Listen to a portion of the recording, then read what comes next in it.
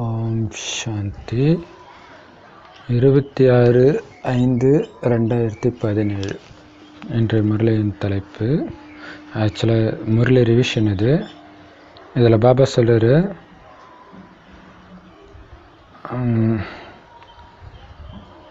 உங்களுடைய தூய்மையான விருப்பங்கள் எல்லாத்தையும் நிறைவேற்றுறதுக்காகத்தான் பாபா வந்திருக்கிறார்.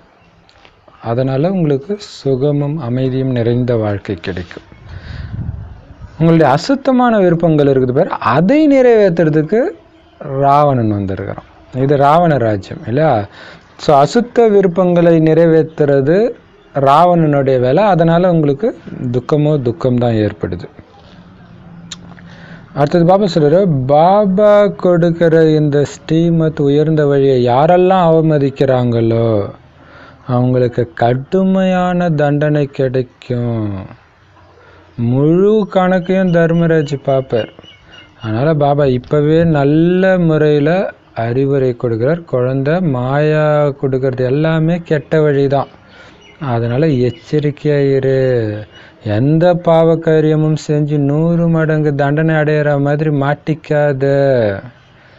எந்த காரணத்தை கொண்டும் படிப்பை விட்டுடாத, ஸ்ரீமத்தை மீறாத. அப்படி நீ பண்ணனா அது உனக்கு நீயே கொடுக்குற சாபம். ஓம் மேலே உனக்கே கருணை இல்லைன்னு அர்த்தம். பாபாவுடைய இல்லையா, சீதை அந்த லக்ஷ்மணன் கீழ்ச்ச கோட்டை தாண்டுறாங்கன்னா என்ன அர்த்தம்? அவங்க மேலே அவங்களுக்கு கருணை இல்லை. அதனால தான் ராவணன் கடத்திட்டு போயிடுறான். அதுமாதிரி இந்த ஸ்ரீமத் படி நீங்கள் நடக்கலை, மீறுறீங்கன்னா உங்களை ராவணன் அழிக்க போகிறான். பாபா கிட்டேருந்து உங்களை அழைச்சிட்டு போகிறான், பிரிச்சுட்டு போகிறான் அப்படின்னு புரிஞ்சுக்கிட்டு உங்கள் மேலே நீங்களே கருணை காட்டணும்னா ஸ்ரீமத் படி தான் நடக்கணும். எந்த காரணத்தை கொண்டும் முரளியை மிஸ் பண்ணக்கூடாது. அடுத்தது பாபா சொல்கிறாரு,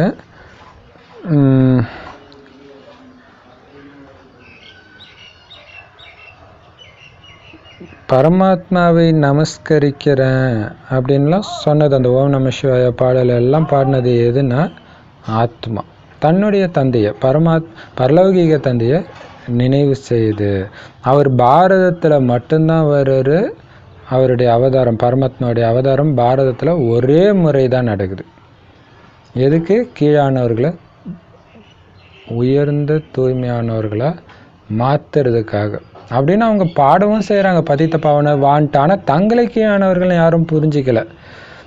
அதுக்கு பாபா சொல்கிறாரு, ஒவ்வொருத்தருடைய பதவியும் ஒவ்வொரு மாதிரி, ஒவ்வொருத்தருடைய அதிர்ஷ்டமும் வெவ்வேறு, ஒவ்வொருத்தருடைய கர்ம கணக்கும் தனிப்பட்டது. அதனால் நம்ம மற்றவங்கள பார்க்காம பாபாவை மட்டும் பார்த்துட்டு போயிட்டே இருக்கணும். அப்பாவை தெரிஞ்சிக்காத காரணத்தினால தான் எவ்வளவு சண்டை சச்சரவு, அனாதைகளாக கிடக்கிறாங்க எல்லோருமே. இறைவனை பதித்த பாவனன் சத்கதி கொடுக்கும் வள்ளல்னு சொல்லிட்டு கீதையை படித்தால் பாவம் போயிடும், கங்கையில் குளிச்சா பாவம் போயிடும்னு சொல்கிற அளவுக்கு புத்தியற்றவர்களாக இருக்கிறாங்க. அப்போ இறைவன் தானே அவங்கள தூய்மையாக்க முடியும். ஆனால் இந்த மாதிரி கங்கையில் குளிச்சா எப்படி பாவம் போகும்னு கூட சிந்திக்க முடியாத அளவுக்கு கல்புத்திக்காரர்களாக அவங்கள மாற்றினது இந்த 5 விகாரங்கள்ன்ற ராவணன். அதனால தான் எல்லாமே ராவண ராஜ்யங்கிற சோக வனத்தில் இருக்கிறாங்க. எந்த அளவுக்கு உயர்ந்த பதவியில் இருக்கிறாங்களோ அந்த அளவுக்கு அதிக துக்கத்தில் தான் இருக்கிறாங்க இந்த கலியுகத்தில். அதனால தான் இறைவா வா, சொர்க்கத்துக்கு அழைச்சிட்டு போய் இந்த நோயிலிருந்து என்னை விடுபடவை, எனக்கு அமைதியை கொடு, பணக்காரன் ஆக்கு, செல்வத்தை கொடு, அப்படி இப்படின்னு கேட்குறாங்க. அப்போ இறைவன் தானே சுகம் சாந்தியின் கடல். மனிதனுக்கு யாருக்காவது இந்த மகிமை பொருந்துமா? வேணா தன்னை கடவுள்னு சொல்லிக்கலாம். ஆனால் எல்லாருமே அசுத்தமாக தானே இருக்கிறாங்க. கடவுள் எவ்வளவு தூய்மையானவர்னு அவங்களுக்கு தெரியல. காரணம், இறைவன் எங்கும் நிறைந்தவர்னு சொல்லிடுறாங்க. எங்கும் நிறைந்தவர்னா நீங்கள் எங்கே போய் பக்தி பண்ணுவீங்க? எல்லாருமே அந்த ஒரு இறைவனை நினைவு செய்கிறாங்க. அப்போ அனைவரும் பக்தர்கள், பகவானும் ஒருத்தர் தான். ஆனால் அதை மறந்து என்னை கல் முள்ளெல்லாம் இருக்கிறாங்கன்னு சொல்கிற அளவுக்கு எப்போ கீழான புத்தியுடையவர்கள் ஆகிறாங்களோ அப்போ நான் பிரம்மா வாய் வழியாக இந்த ஞானத்தை சொல்வதற்காக இந்த புது உலகத்தை படைக்கிறேன். பிரம்மா வாய் வழியாக பிராமணர்களாகிய உங்களையும் படைக்கிறோம். மேலும் மேலும் பிராமணர்கள் வளர்ச்சி அடைந்து கொண்டே இருப்பாங்க. ஸோ பிராமணரான நீங்கள் தான் மீண்டும் தேவதையாகவும் பிறகு கொஞ்சம் கொஞ்சமாக கலைகளை இழந்து சத்திரியர் வைஷ்ய சூத்ரராகவும் மாறுவீங்க. ஸோ இந்த ஸ்தூல உலகம்தான் மனித சிருஷ்டி. இங்கே தான் அந்த சக்கரம் சுற்றுதே தவிர சூக்ஷ்மவதனத்தில் இருக்கிறவங்க ஃபரிஸ்தாக்கள், அங்கே எந்த சிருஷ்டி மரமும் கிடையாது.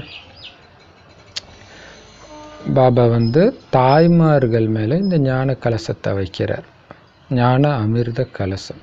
மற்றபடி குடிக்கிற அமிர்தம் கிடையாது, இது ஞானம். நம்பர் 1 ஸ்ரீகிருஷ்ண ஆத்மாவின் இறுதி பிறவியில இறைவன் பிரவேசிக்கிறார். எப்ப அவரை பிரம்மான்னு பேர் வைக்கிறாரோ அப்பதான் பிராமண குலத்தையே படைக்கிறார். அப்ப பிராமணர்கள் இந்த ஸ்தூல உலகத்துல இருக்கிறாங்கன்னா அவங்களை உருவாக்குற பிரம்மாவும் இங்கே தானே இருப்பார். ஸோ இந்த பிரம்மாவை ஃபரிஸ்தாவை மாற்றுறதுக்காக அவருடைய சாக்கார உடலில் நான் பிரவேசிக்கிறேன்.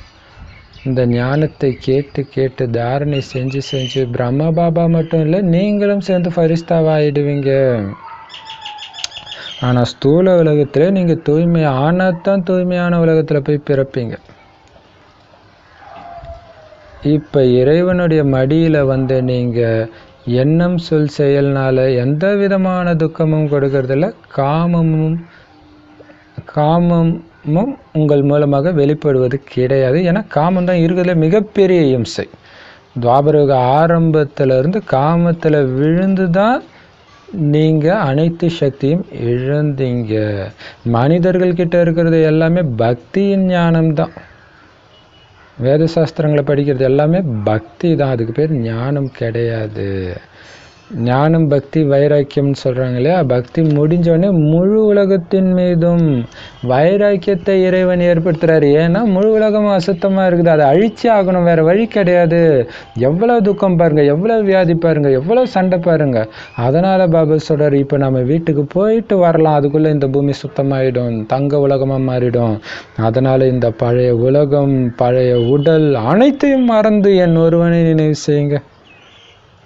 வேற எந்த பாபா ஒருத்தரை தவிர வேற எந்த நினைவும் வராத அளவுக்கு நீங்கள் பயிற்சி செய்யணும். அந்த மாதிரி பழைய உலகத்தை முழு தியாகம் செய்ய வைக்கிறார். மற்றபடி எல்லாருமே சிவபாபாவை தவிர அத்தனை ஆத்மாவும் மறுபிறவி எடுத்தே ஆகணும். அப்படி இல்லைன்னா எப்படி மனித இனம் விருத்தி அடைஞ்சிருக்கும்? ஸோ மறுபிறவிக்கு எடுத்தே ஆகணும் எல்லோரும் இல்லையா? காமத்தை விட்டால் அப்புறம் எப்படி மனிதனம் விருத்தி ஆகும்னு யோசிக்க தெரிஞ்ச மக்களுக்கு மறுபிறவி இல்லைன்னா எப்படி விருத்தி ஆகுன்றது யோசிக்க முடியல. அதான் ஆச்சரியமான விஷயம்.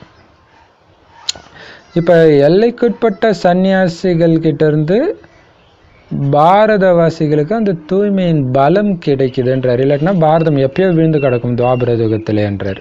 துவாபரயுகத்தில் தான் சந்நியாச தர்மம் வருது, தூய்மையான தர்மம்.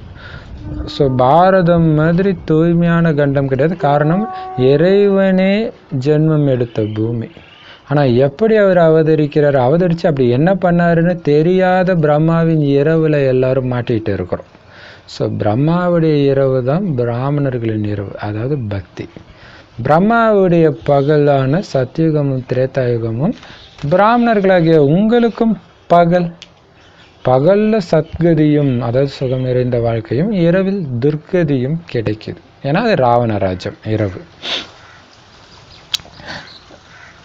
இறைவன் தான் உங்களுக்கு சத்கதி கொடுக்கிறாரு. அதனால தான் நீங்கள் ஈஸ்வரிய வம்சத்தினராக ஆகியிருக்கிறீங்க சத்கதி அடையிறதுக்கு. பிரம்மாவுமே பரமாத்மாவுடைய குழந்தை. அப்போ நீங்கள் பிரம்மாவுக்கும் குழந்தைனா அப்போ சிவன் நமக்கு தாத்தாவாயிடுறார். இந்த ஞானம் எல்லாம் இந்த சங்கமயுகத்தில் தான் உங்களுக்கு தெரியும், பிறகு மறைஞ்சிடும். அதனால் எவ்வளவு முடியுமோ அவ்வளவு ஞானத்தையும் இப்போவே எடுத்துக்கோங்க. சன்னியாசிகளும் தூய்மையாக தான் இருக்கிறாங்க, தேவதைகளும் தூய்மையாக தான் இருக்கிறாங்க. இப்போ பிராமணர்களாகிய நீங்களும் தூய்மையாக தான் இருக்கிறீங்க. ஆனால் பிராமணர்கள் தான் தேவதைகள் ஆகிறாங்க, சன்னியாசிகள் ஆகிறது கிடையாது. காரணம், அவங்க தூய்மையாக இருந்தாலும் இறைவனை தெரிஞ்சிக்காத காரணத்தினால சத்தியுகம் திரேதாயுகத்துக்கு அவங்க வர்றது கிடையாது. தேவதைகளை மாதிரி சன்னியாசிகளுக்கு அதிகமான ஆயுளும் கிடையாது. தேவதைகள் மாதிரி சன்னியாசிகள் ஆத்ம அபிமானிகளாக ஆகிறதும் கிடையாது. ஆனால் தேவதைகள் கூட ஆத்ம அபிமானியாக இருப்பாங்களே தவிர பரமாத்மா அபிமானியாக இருக்க மாட்டாங்க. பிராமணர்களாகிய நீங்கள் தான் பரமாத்மா அபிமானியாக இருக்கிறீங்க.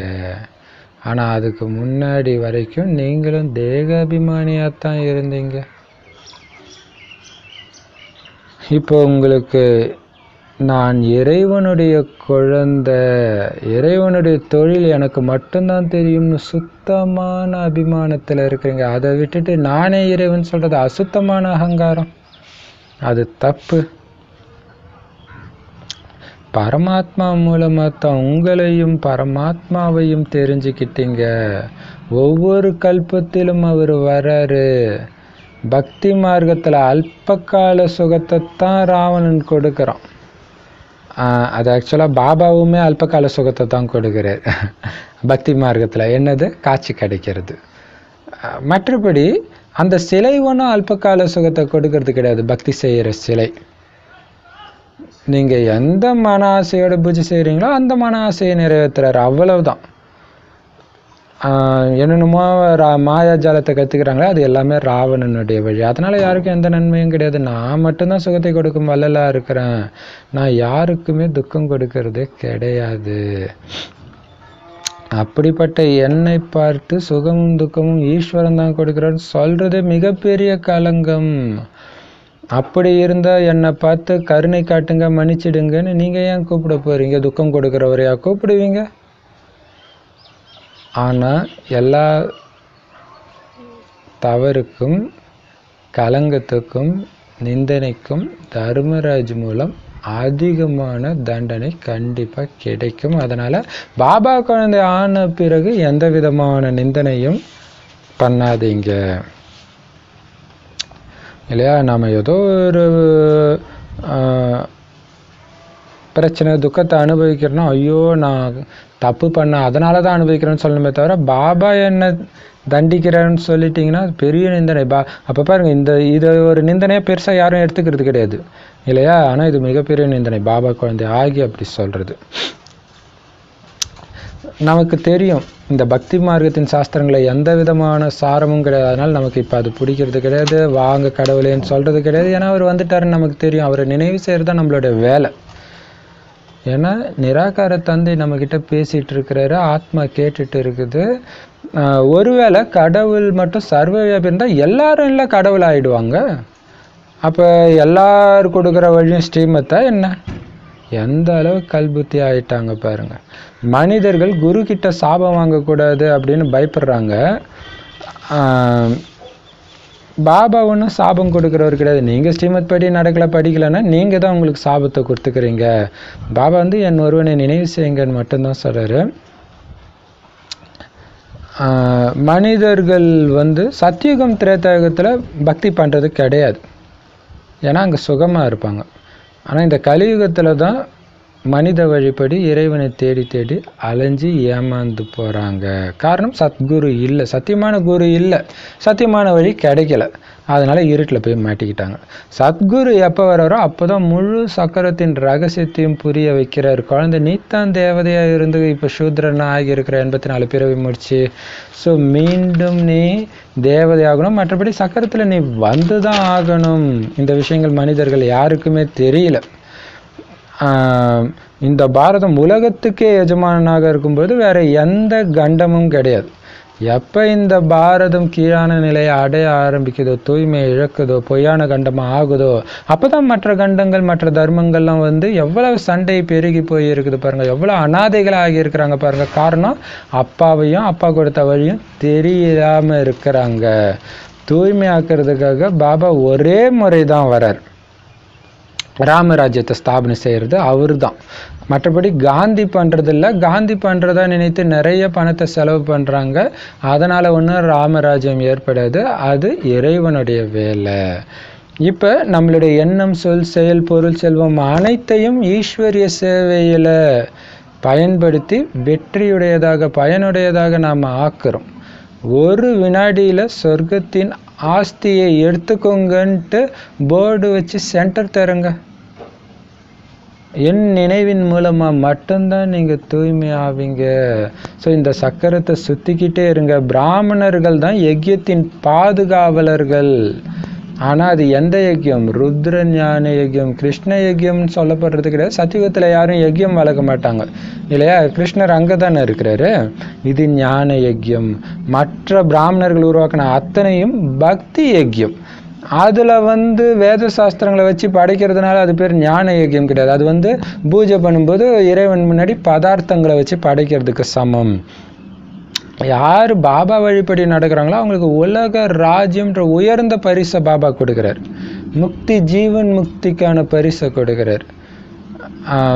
மற்றபடி 84 லட்சம் பிறவிகளை ஆத்மாக்கள் எடுக்கிறாங்கன்னோ, ஒவ்வொரு அணுவிலையும் இறைவன் இருக்கிறாருன்னோ தவறாக நிந்தனை செய்த அந்த குழந்தைக்கும் அபகாரம் செய்த அந்த குழந்தைக்கும் உபகாரம் செய்கிறதுக்கு இறைவன் வரார். மற்றபடி நீங்கள் ராவணன் வழிபடி என்ன நிந்தனை செஞ்சீங்க. பட் அது நாடகத்தில் அப்படி இருக்குது. அதுக்காக நான் உங்கள் மேலே கோச்சிக்க மாட்டேன். இப்போ நீங்கள் உயரணும், தேவதையாகணும். அதுக்கு இறைவன் தான் நல்ல வழி கொடுப்பார். மாயா தவறான வழியை தான் காட்டும். அதனால் அவன் பின்னாடி போய் ஏமாந்துடாதீங்க. ஒவ்வொரு அடியிலும் பாபா சொன்னபடி போயிட்டு இருக்கிறேன்னா, ஸ்ரீமத்துன்ற தண்டவாளத்துக்குள்ளே போயிட்டு இருக்கிறேன்னா செக் பண்ணிக்கிட்டே இருங்க. இல்லாட்டினா பாபா குழந்தை ஆகியும் பாவகாரியம் செஞ்சுங்க கவனக்குறைவுனாலன்னா 100 மடங்கு தண்டனை கிடைக்கும். யோக பலத்தின் மூலமாகத்தான் அந்த ஆத்மா தூய்மையாகும். ஆத்மா தூய்மையானதான் அது எடுக்கிற சரீரமும் தூய்மை ஆகும். மற்றபடி ஆத்மாவில் எதுவுமே ஒட்டாதுன்னு சன்னியாசிகள் தவறான ஞானத்தை கொடுத்துட்டாங்க. தங்கமே சுத்தமாக இல்லைன்னா அதனால் உருவாக்கப்படுற நகை மட்டும் எப்படி சுத்தமாக இருக்கும்? அந்த மாதிரி ஆத்மா தூய்மை இல்லை அப்படின் பொழுது நீங்கள் எந்த கங்கையில் குளித்தாலுமே எப்படி உடல் தூய்மை ஆகும்? அல்லது ஆத்மா தான் தூய்மை ஆகும்? பாபா சொல்கிறாரு, இந்த ஆன்மீக ஈஸ்வரிய அரசாங்கம் தான் இருக்கிறதுலே உயர்ந்தது. இருந்தாலும் 3 அடி நிலம் கூட உங்களுக்கு கிடைக்கல. அப்படி ஏழ்மையாக இருக்கிற உங்களைத்தான் உலகத்துக்கே எஜமானராக ஆக்குறார். அதுவும் எந்த உலகத்துக்கு? எங்கே சண்டை சச்சரவே இருக்காதோ, எங்கே வானம் கடல் எதுக்கும் எல்லையே இருக்காதோ, எங்கே வேணாலும் நீங்கள் போகலாமா, அந்த மாதிரி உலகத்தின் அதிபதியாக உங்களை ஆக்குறாருன்னா இங்கே எந்த அளவுக்கு ஸ்ரீமத் படி நடக்கணும்.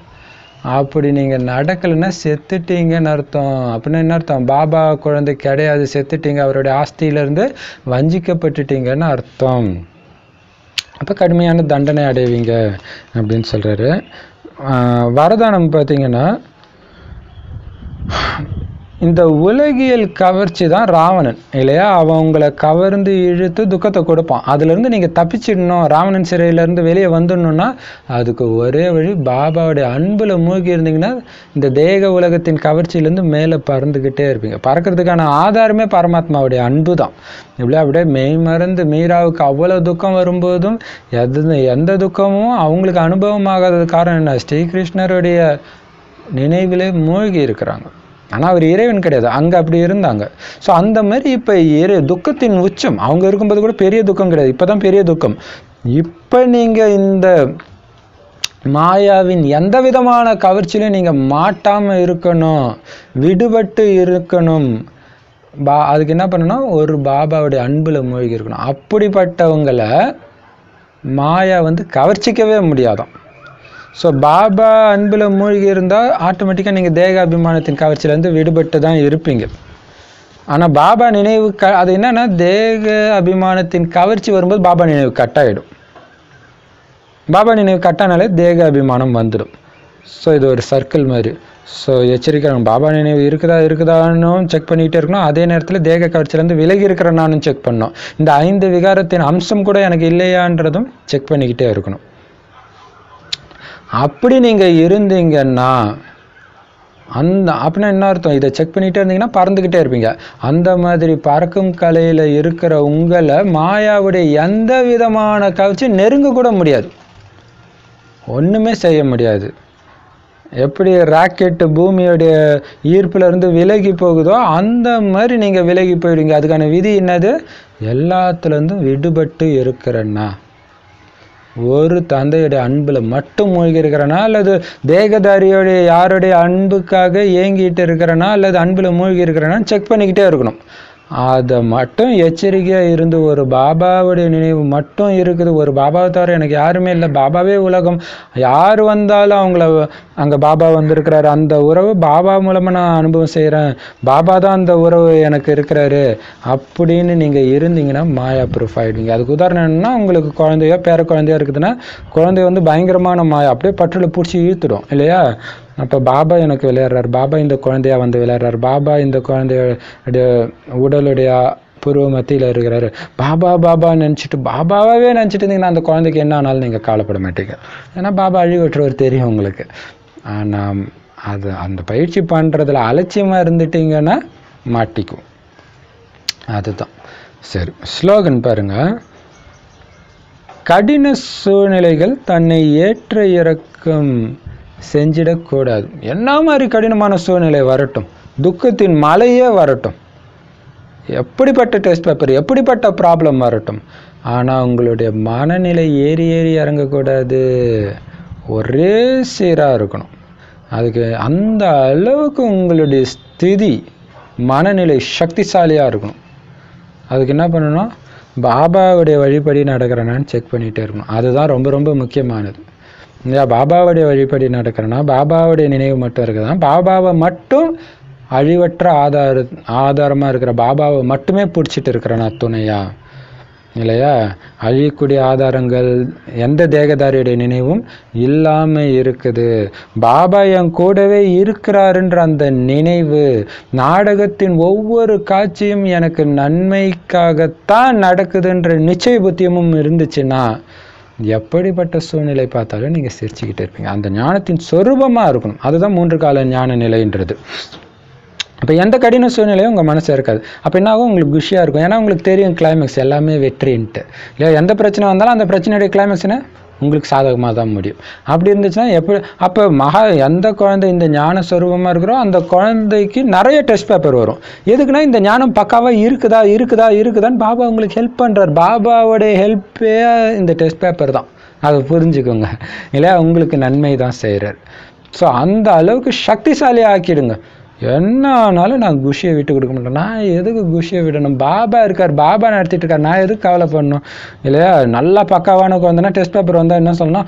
எனக்கு இப்போதான்ப்பா செம்ம ஜாலியாக இருக்குதுன்னு சொல்லுவாங்க இல்லையா? ஓம் சாந்தி. Love you Baba. Thank you Bap Dada.